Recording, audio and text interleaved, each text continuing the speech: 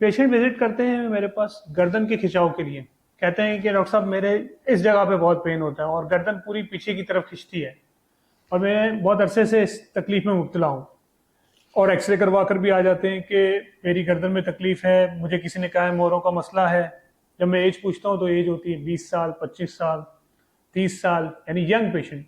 और गर्दन में बहुत ज्यादा खिंचाव है और कहते हैं कि डॉक्टर ने, जो फिजिशियन है या जो करीब के डॉक्टर हैं, उन्होंने कह दिया कि ऑर्थोपेडिक को विजिट करें और आपको जो है ये गर्दन का प्रॉब्लम हो रहा है।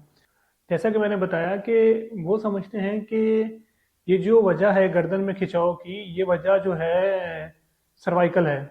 लेकिन देखें, स्ट्रेस सबसे जो कॉमन वजह होती है गुद्दी में खिंचाव की, खास तौर पे जो पेशेंट कंप्लेन करते हैं ऐसा लग रहा है मुझे यहाँ से पकड़कर खिंचाव हो रहा है, पीछे की तरफ कोई खींच रहा है ऐसा लग रहा है, और यंग पेशेंट होता है। तो मेरा उससे हमेशा ये क्वेश्चन होता है कि आपके पास स्ट्रेस लेवल कितना है, क्या आप एंजाइटी के पेशेंट तो नहीं है, आपकी स्लीप डिस्टर्ब तो नहीं है।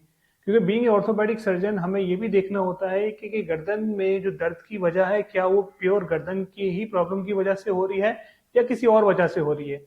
अक्सर मैंने देखा गया है कि ऐसे मरीजों को ट्रीटमेंट जो है गर्दन की दी जाती है, उसको मसल रिलैक्सेंट दिए जाते हैं, गर्दन के लिहाज से मशवरे दिए जाते हैं, लेकिन जो रियल पीछे रीजन होती है वो उसके पीछे स्ट्रेस या उसकी एंजाइटी होती है या स्लीप का डिस्टर्बेंस होता है।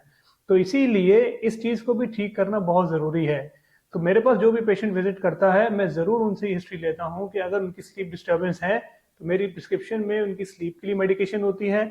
और अगर मुझे लगता है कि उनको किसी साइकाट्रिस्ट या न्यूरोलॉजिस्ट से विजिट करना है तो मैं जरूर मशवरा देता हूँ कि वो किसी साइकाट्रिस्ट या न्यूरोलॉजिस्ट से मशवरा कर लें इसके बारे में, क्योंकि हर हर गर्दन का दर्द जरूरी नहीं कि सर्वाइकल का ही दर्द हो।